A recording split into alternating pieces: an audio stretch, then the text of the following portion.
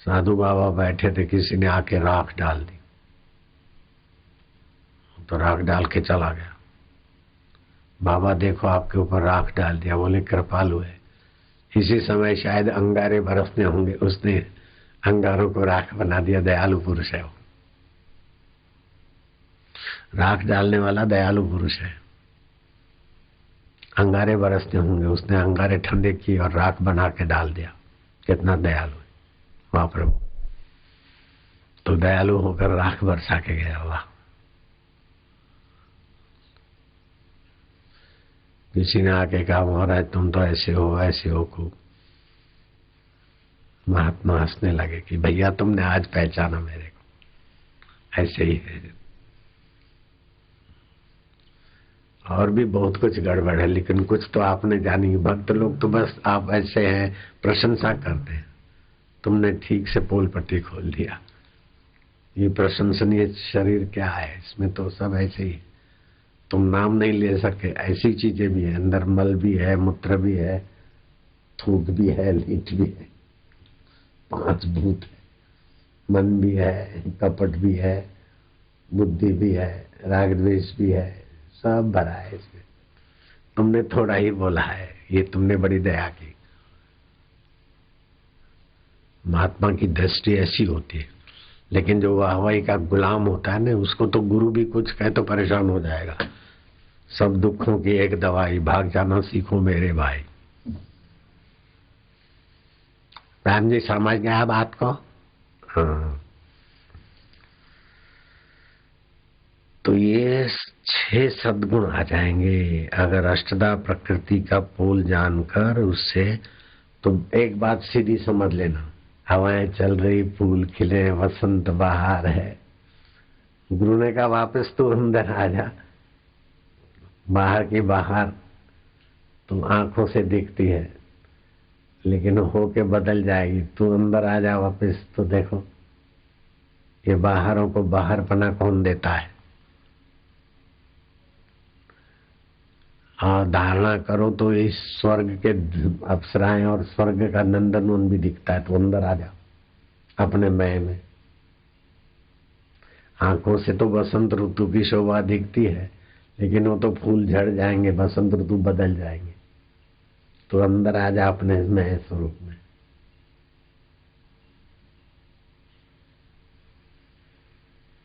तो अपने मय स्वरूप में आने से ये 6 सद्गुण आते, मनोराज्य मिट जाता है, अपनी बुद्धि का अभिमान छूटने लगता है, शास्त्र और सदगुरु पर अटूट श्रद्धा होने लगती। फिर सदगुरु की बात दुख नहीं देती, बिस्तर पोटल गोल नहीं कराती, सदगुरु का विरोध ही नहीं बनाती।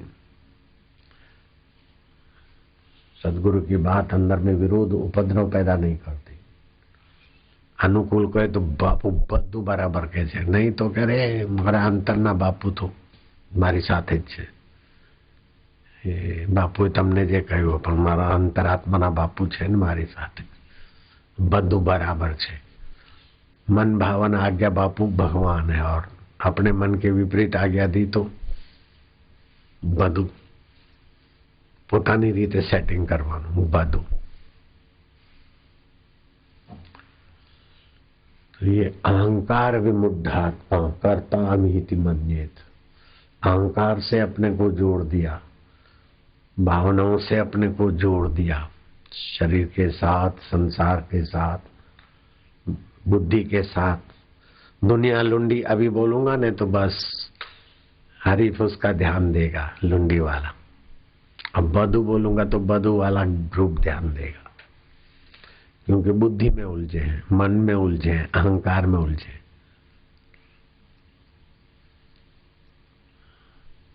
लेकिन जो मन, बुद्धि और अहंकार की उलझन से पार गए हैं, ऐसे महापुरुष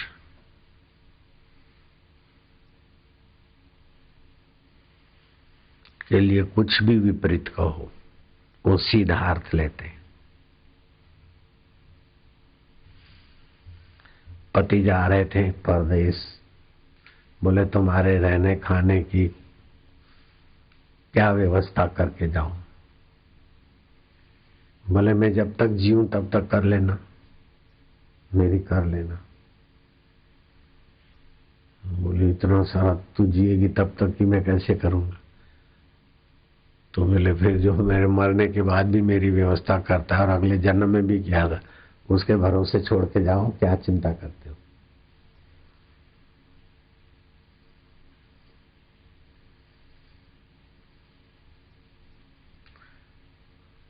फिर किसी ने पूछा कहाँ गया? बोले खाने वाला तो चला गया पति परदेश में, खिलाने वाला पति मेरे साथ है। जिसको मैं बना के खिलाती थी वो तो परदेश गया, लेकिन बनाने की सत्ता जो देता है ना वो मेरे साथ है। अब संबंधी बांधना है तो अंतर्यामी प्रभु से बांध लो, उस पति की बाहर के पति से तो सेवा कर लो, लेकिन पति हमारा भरने खाने पीने की रखवाली करे, हमारे लिए गाड़ी की व्यवस्था करे। हमको बस में जाना पड़ता था, दो दो बच्चों को लेकर हम रामनगर की बसों में जाते थे। ये दुखद जो चिंतन है वो मानसिक नालायकी का है। मेरे पति ने मेरे को सुख नहीं दिया, मेरे पति ने मेरे को सुख दिया। मेरे पति, अरे जगतपति स्वरूप, जगतपति का रूप अपने पति में देख तो तेरी भावना सही रहेगी। नहीं तो पति गोरा है, पति काला है, पति कमाता है, पति कम कमाता है, ये सब तेरे को उलझाने वाली बात है। बेटे के अंदर जो जगत का सुहृद बैठा है, उस नाते बेटे को स्नेह करो। लेकिन बेटा कमा के खिलाएगा, बेटा अच्छा है, बेटा गोरा है, बेटा काला है, बेटा परा है, तो अष्टधा प्रकृति में फंसोगे। नहाए धोए शरीर का उपयोग किया, लेकिन मैं शरीर हूं, मैं काला हूं, मैं गोरा हूं, मैं अमीर हूं, मैं गरीब हूं, तो अष्टधा प्रकृति में तबाही हो जाएगी। ये बहुत ऊंचा ज्ञान है। इस ज्ञान से थोड़ा भी इसमें प्रवेश करे तो हजारों वर्ष की तपस्या का फल मिलता है। सारे तीर्थों में स्नान करने का फल हो जाता है, सारे यज्ञ करने का फल हो जाता है, सारे सत्कर्म और दान पुण्य का फल हो जाता है। ये ऐसा ज्ञान है। श्री कृष्ण ने उद्धव को कहा, प्रिय उद्धव, थोड़ा सा ही आत्मज्ञान का आश्रय लेने से मनुष्य कई तपस्याओं और कई व्रतों और तपों से और फलों से उन्नत फल पाता है। ये वो ब्रह्म ज्ञान का सत्संग और ध्यान चल रहा है आजकल।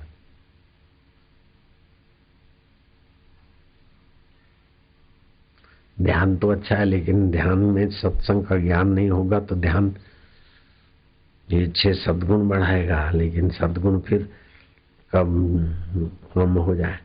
सद्गुण बढ़ा के सद्गुण जहां से आते वहां जंप मारना है। गुरुत्वाकर्षण नियम के पार गए तो गिरने का भय नहीं रहता। ऐसे साक्षात्कार गुरुत्वाकर्षण नियम के पार ले जाने वाला है।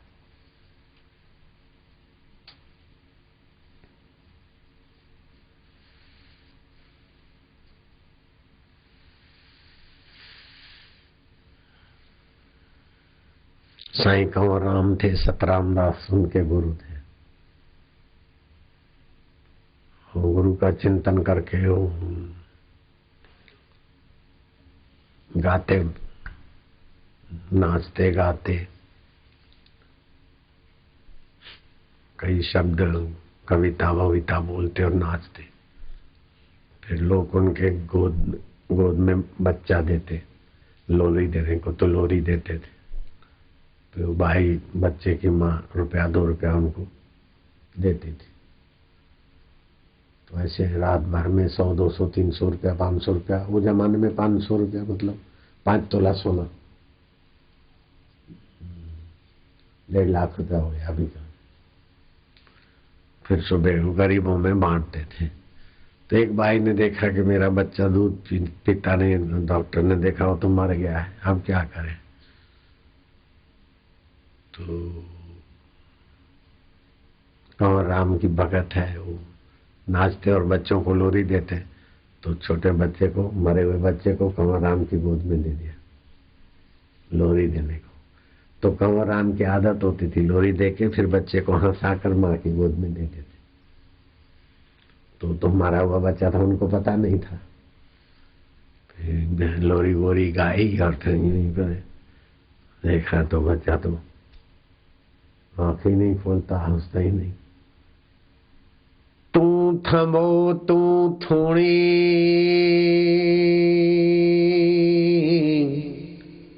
तू छपर आई छांव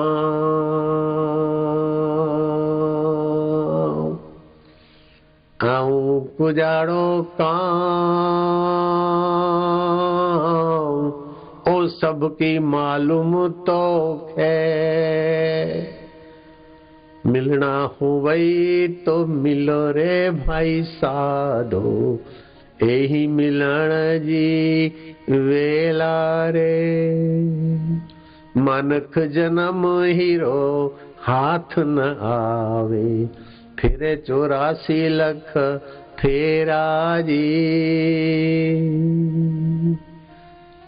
किए रिझाया तो खे किए परचाया हो सजना छिर छिमकाया कि न जामू लटकाया हो मिठल। ऐसे करके भगवान में तुझे कैसे रिझाऊं? तू थंबा है, थंब में भी तू ही, तेरी सत्ता अष्टदा प्रकृति, थूणी में भी तू। मैं क्या लगता हूं? अब तू सब कुछ जानता है। ऐसा करके बच्चे को बोला जा आंख खोल। बच्चा जिंदा हो गया, माँ की गोद में लिया, हाथ जोड़ लिए, दोबारा किसी बच्चे को लोरी नहीं दूंगा। भगवान को तकलीफ देनी पड़ती, अंतरात्मा को। प्रकृति के विधान में गड़बड़ करनी पड़ती। उनके गुरु थे संत सतराम दास, उनकी बहुत सेवा की। लेकिन गुरु टोके रोके बाहर खड़े रहे, कभी गुरु का बुरा नहीं मानते। गुरु जी जो करते हैं हमारी भलाई के लिए। मन में काम आता है, क्रोध आता है, दोष आता है,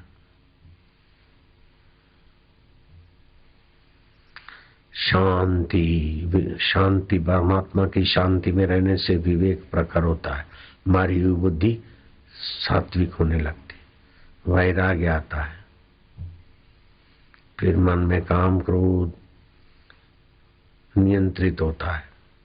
विहित भोग भी अच्छे नहीं लगते, विहित कर्मों में भी वासना नहीं रहती। बिना चिंता, बिना दुख के, बिना विलाप के कुछ भी परिस्थिति आई उसको हंसते खेलते सह लेगा, अपनी बुद्धि का अभिमान छोड़ देगा।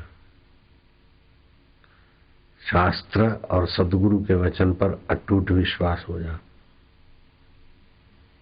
और मन की कल्पनाओं का प्रभाव हट जाएगा उससे। इसीलिए भगवत ध्यान करे, सत्संग सुन के भगवत ध्यान करके सत्संग, इधर उधर की फालतू बातें नहीं। और जो गुरु जी को अच्छा नहीं लगता वो नीच लोग भले बार बार करे ही तो उनको ही घाटा पड़ता है। गुरु के चित्त को तो ठेस पहुंचाते ही वाले, लेकिन उनको बड़ा घाटा होता है। ऐसे अभागे लोग दैत्य योनि में जाते हैं, ब्रह्म राक्षस बनते हैं। जो गुरु की बात का अवहेलना करके ही करते रहते हैं, धक्का धक्की करके, व्यवस्था भंग करके, वो लोग फिर ब्रह्म राक्षस होते हैं। और शिव के भक्त होते तो शिव लोक में जाते, लेकिन भूत पिशाच डाकिनी शाकिनी होके फिर वो मनमाना वहां भी करना चाहते तो पार्वती का अपहरण करके चले गए। शिव जी पार्वती को सत्संग सुनाते थे, तो तपस्या साधना सेवा के बल से शिवलोक में तो गए, लेकिन वहां भी ही हूँ भूत पिशाच डाकिनी शाकिनी जैसा स्वभाव। तो एक बार पार्वती का अपहरण करके ले गए, उसका पुलाव बना दिया। योग वशिष्ठ में बात आती, भगवान राम के गुरु बोलते, और पार्वती का पुलाव बनाकर एक कटोरा शिव जी के लिए रख लिया, बाकी खूब जलसा किया। जब शिव जी समाधि से उतरे तो कटोरा रख दिया पुलाव का। तो शिव जी ने पुलाव देखा तो सब पता चल गया कि ये तो मेरी प्रिय संयम वाली आज्ञाकारी सत्संग की प्रिया थी। साध्वियों में पार्वती का अव्वल नंबर है, साधना करने वाली साध्वियों में।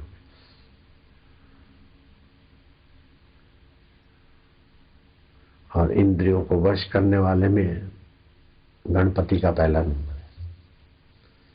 न गणेशात् परो वशी।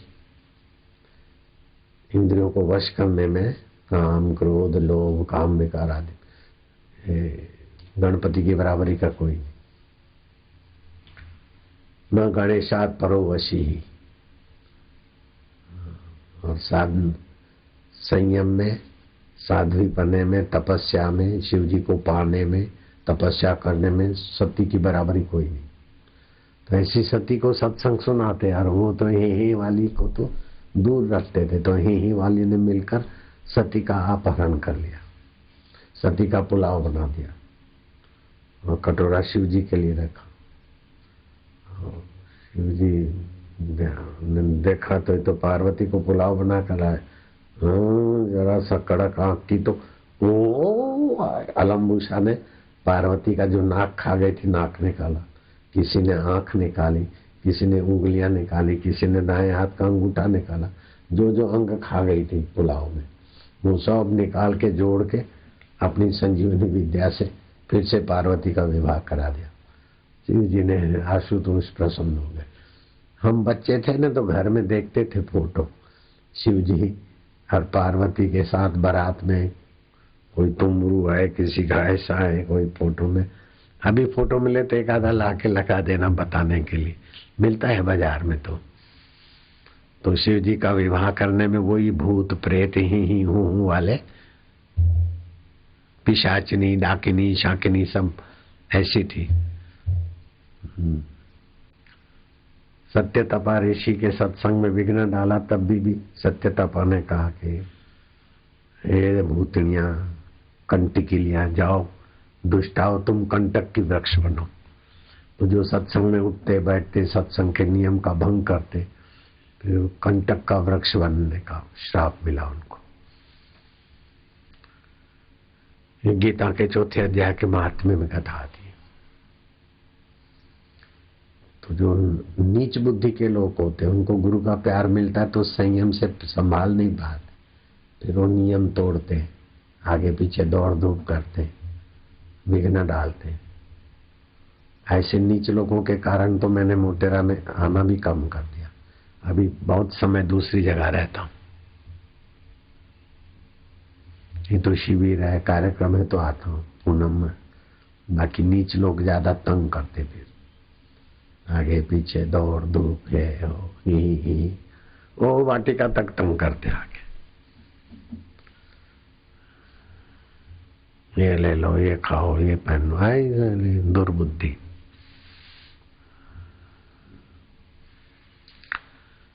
गुरु को अपने कहने में नहीं चलाना चाहिए, अपने को गुरु के कहने में चलना चाहिए। गुरु एक बार संकेत कर दे तो तुरंत मानना चाहिए। वापस नहीं मान रहे थे, फिर धमकी दिया कि नहीं तो मैं उठता हूं, तब गया। नहीं तो एक संकेत काफी होता है शिष्य को। उठो तो उठो, बैठो तो बैठो। लालजी महाराज के संपर्क में एक थे साधक जिसका नाम था रामू। अपने गुरु के पास रहता था। गुरु ने कहा, रामू मेरे को जीमने जाना है, जा घोड़ा गाड़ी वाले को बुला के ला। घोड़ा गाड़ी वाला आया। बोले, गुरुजी घोड़ा गाड़ी आ गई है। अरे जिमने जाना है तो दोपहर को जिमेंगे कि अभी सुबह के 7:30 बजे जिमेंगे? कैसा मूर्ख है। जिमने जाना है भक्त के यहाँ तो 7:30 बजे जमणवार होता है क्या? जाओ उसको वापस करो। घोड़ा गाड़ी वाले को हाथा जोड़ी करके थोड़ा हाथ तो वापस कर। गुरुजी घोड़ा गाड़ी वाला गया। अब ले गया, एक बार वो आया, फिर उसको वापस किया। सुबह सुबह की बूढ़ी, कैसा नालायक है। जब जाना ही है तो वापस क्यों गया? तो ले आया। अरे अभी लाने में छोड़ने में अभी तो 8 बजे हैं, 12 बजे जिमना है, तो 4 कलाक तेरा बाप खड़ा रहेगा इधर। ऐसा करके 10 बार घोड़ा गाड़ी वापस कराई, तभी भी रामू ने गुरु का बुरा नहीं माना।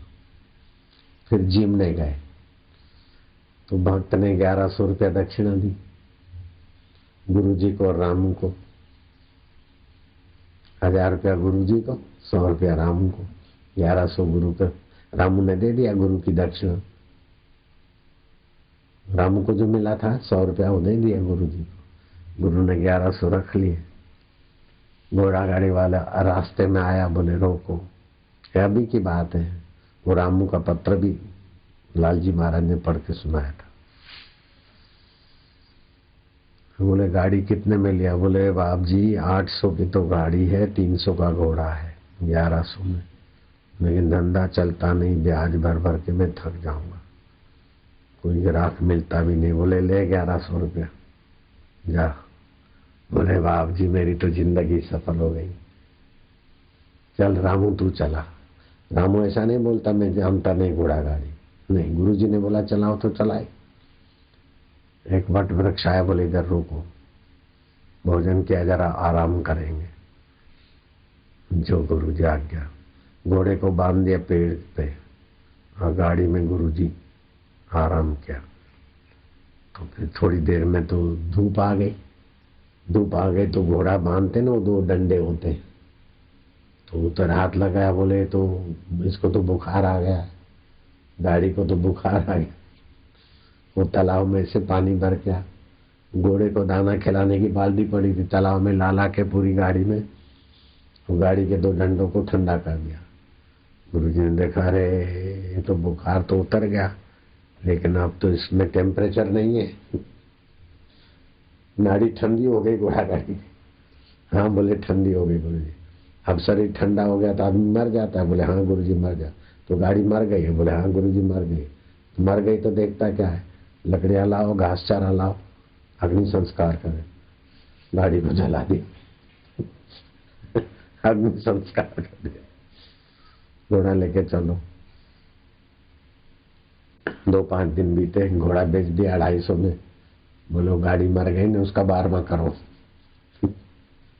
12वां होता है ना, कोई मर जाता है तो तिथि, वो भंडारा करके हो गया भंडारा। हो गया, कुछ बचा तो नहीं, नहीं बिगड़ा तो नहीं, नहीं। जय शिव शंकर, काशी विश्वनाथ। सुन रहे हैं? कुछ भी बोले हैं गुरु जी आपकी बात तो सच्ची है, लेकिन ऐसा नहीं, ऐसा है। जय काशी विश्वनाथ, मेरा उद्देश्य ऐसा था। जय शिव शंकर, आप जो बोलते ठीक है वो आपके पास रखो, लेकिन मेरा उद्देश्य ऐसा था, मैं ऐसा समझा था। तुम्हारी समझ गुरुजी तुम्हारे पास रखो। जय शिव शंकर। गुरुजी ने कहा सब काम हो गया? बोले हाँ। रसोई बची तो नहीं? बोले बची भी नहीं, खोटी भी नहीं, गुरुजी आपकी कृपा से। अच्छा, बोले जाओ काशी, काशी विश्वनाथ के दर्शन करके आओ। ये घटित घटना है। रामू गया तो गया, गुरु ने ऐसा नहीं कहा जाओ चप्पल पहन के जाओ, बोले जाओ काशी, तो जाओ तो गया। काशी में फलाने संत थे, बोले गुरुजी आज्ञा थी काशी विश्वनाथ के दर्शन। तो बोले फलाने बड़े संत थे। बोले मेरे तो भगवान भी यहाँ है, काशी विश्वनाथ के दर्शन की आज्ञा मिली थी विश्वनाथ स्वरूप गुरु की। बोले आजकल फलाने बड़े संत, उधर नहीं गया? बोले नहीं। तो जाना चाहिए था ना। बोले गुरु जी की आज्ञा थी काशी विश्वनाथ का दर्शन करके आओ, तो मैं आ गया। बोले आ गया तो जा, अब आ जा, अपने अष्टधा प्रकृति के परे अपने असली स्वरूप में आ जा। गुरु ने दृष्टि डाली, जरा सत्संग सुनाया, आ गया अपने आत्मज्ञान में। ब्राह्मी स्थिति प्राप्त कर रहे नाशे, मोह कभी ना ठग सके, इच्छा नहीं लवले।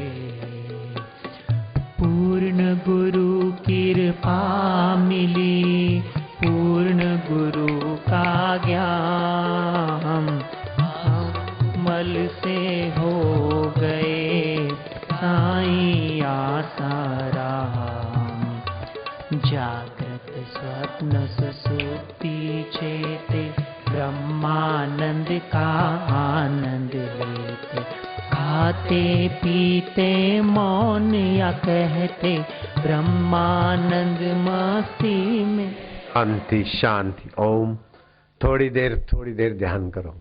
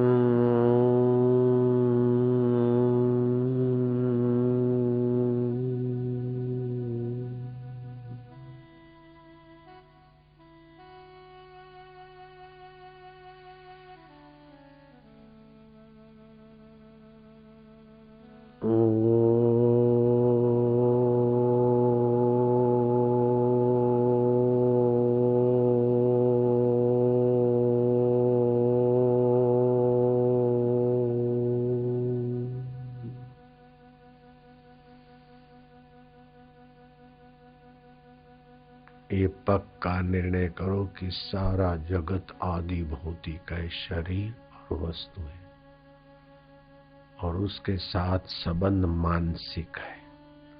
मन से ही शरीर को मैं मानते, वस्तुओं को मेरा मानते। मन से ही मानते मेरा काका है, ये मेरा दादा है, ये मेरा भाई है, ये मेरा दोस्त है, दुश्मन है। जब संसार की चीजों को मन से अपनी मानोगे तो संसार का चिंतन में संसारी बनकर जन्मते मरते रहोगे। जब मन से ही संबंध मानते हो तो साक्षी स्वरूप अष्टधा प्रकृति को जानने वाला परमात्मा मेरा है, मैं परमात्मा का हूं। परमात्मा नित्य स्वरूप है। बाहर के संबंध मिथ्या है, काल्पनिक है, माने हुए है, लेकिन आत्मा परमात्मा तो वास्तविक है। तरंग और पानी वास्तविक है, ऐसे जीव आत्मा और परमात्मा तो वास्तविक है। मैं वास्तविक आत्म जीवात्मा हूँ, चैतन्य हूँ और परमात्मा का हूँ। ये मन से संबंध मान ले तो सारे विकार कम होने लगते, दुख दूर होने लगते, कपट बेईमानी नहीं होगी। और गुरु से कपट करने में 1000 गुना पाप लगता है। गुरु की आज्ञा पालने से 1000 गुना पुण्य होता है। गुरु की आज्ञा ठुकरा के ही हूं करने से 1000 गुना पाप लगता है। गुरु के संकेत की अवहेलना करने से पुण्य नष्ट होते, और गुरु की संकेत को स्वीकार करने से 1000 गुना पुण्य होता है। अवहेलना करने से 1000 गुना पाप लगता है। इसीलिए जो लोग टिफिन खा के अवहेलना करके इधर उधर, तो उनको पाप लगा तो पुण्य नष्ट होने से ही भागना पड़ा। जब तक पुण्य जोर होता है तब तक गुरु की निगाह से आदमी नहीं गिरता। जब छल कपट बढ़ जाता है तो पाप जोर करता है तो गुरु की नजर से गिर जाता है। गुरु की नजर से गिर जाता है तो फिर बेचैनी हो जाती। फिर गुरु की नजर में आने के लिए 12-12 साल बुलाशा हिजड़ों की मंडली में भर्ती होकर इनायत शाह को रिझाया। गोरखनाथ ने 12 साल हिजड़ों के मंडली में रहकर मच्छिंद्र नाथ गुरु को रिझाया। मेरे गुरु भाई थे मनोहर दास, वो गुरु जी को रिझाने में विफल हो गए, आखिर ऐसे ही मरे। गुरु जी के शरीर शांत होने के बाद मरे, लेकिन मैं तो नहीं गया उनके मरने पर। मेरे गुरु जी को मानता था, मेरे गुरु जी की आज्ञा में था तो मेरा गुरु भाई। जब गुरु जी मेरे उस पर नाराज है तो मेरा गुरु भाई किस बात का। मैं फिर नहीं गया, इधर आया था वो 1-2 दिन खाने पीने का, तो मेहमान हो के आया तो दिया। बाकी बहुत बोला मेरा वाड़ेज में सत्संग है, आप ऐसा है मदद करो, फलाना करो। मैंने कुछ मदद बदल नहीं की। बोला तो टेप रिकॉर्डर दो, फास्टर, पहले फास्टर था 1 और 4 का, फिर 1 और 7 का फास्टर है। बोले आपके पास हो तो मैंने दे दिया, चलो जाओ, जान छोड़ो। मेरा बड़ा गुरु भाई था, बड़ा प्रभाव था। जगत गुरु शंकराचार्य उसका प्रवचन सुनने को आते थे, ऐसा दबंग था। लेकिन फिर अपनी मनमानी करने लगा तो गुरु की नजर से गिर गया, फिर कहीं का नहीं रहा। फिर तो 25 आदमी भी उसके सत्संग में नहीं जाते थे, पहले तो हजारों आदमी आते थे। नरसी वर्सी अभी कौन पूछता है, शीतल नरसी तृप्ति, गुरु की नजर से गिरे तो कौन पूछता है।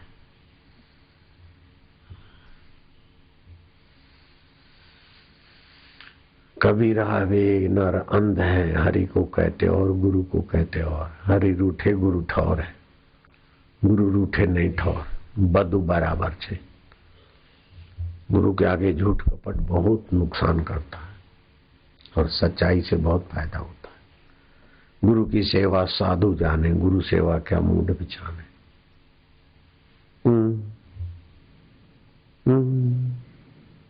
जोर से नहीं, प्यार से। भगवान मेरे में भगवान का।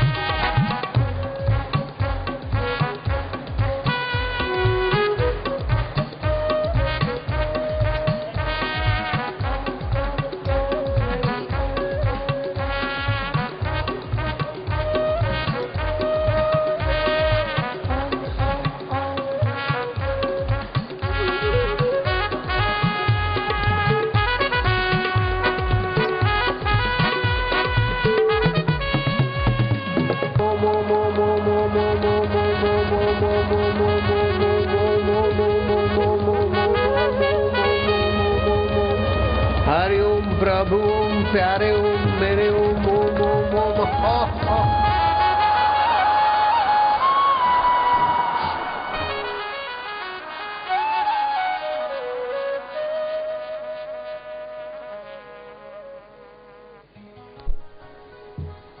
पंद्रह तारीख रविवार की सप्तमी है। 28 साल के बाद ये पुण्य योग, एक तो उत्तरायण, दूसरा रविवार सप्तमी और तीसरा दुष्ट ग्रह जो दुख देने वाले हैं उसका शमन। रविवार की सप्तमी को 15 तारीख सारे काम छोड़कर जप ध्यान मौन रखना चाहिए। लाख गुना फल होता है मौन और जप का। भाग्योदय करने के लिए 15 तारीख का तय पुण्य काल तिथि है। कितने बजे ऐसा लेकर भोजू? इसको अमृत सिद्धि योग बोलते हैं।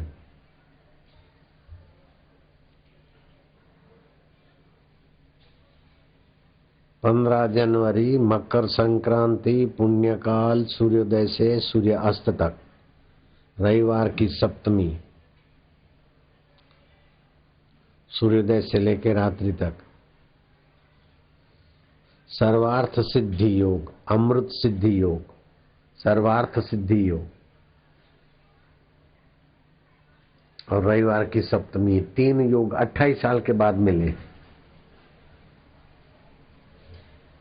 3 ग्रह एक साथ पुण्य वाले 28 साल के बाद मिला है। ये 28 साल के बाद अवसर आया है। फिर अपने जीवन में आए ना आए, इसलिए इस दिन जप ध्यान करना चाहिए, मौन रहना चाहिए, संयम रखना चाहिए पति पत्नी में।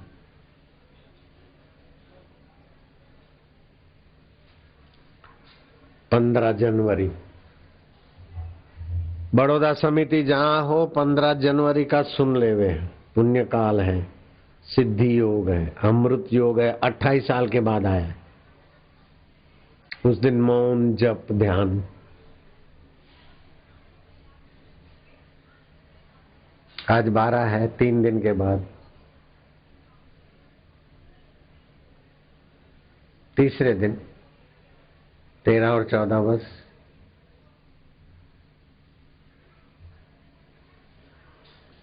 तरसों इतवार को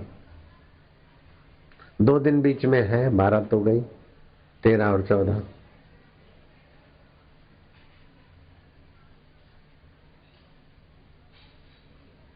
तीन दिव्य योग एक साथ में। 28 साल के बाद आया ऐसी तिथि।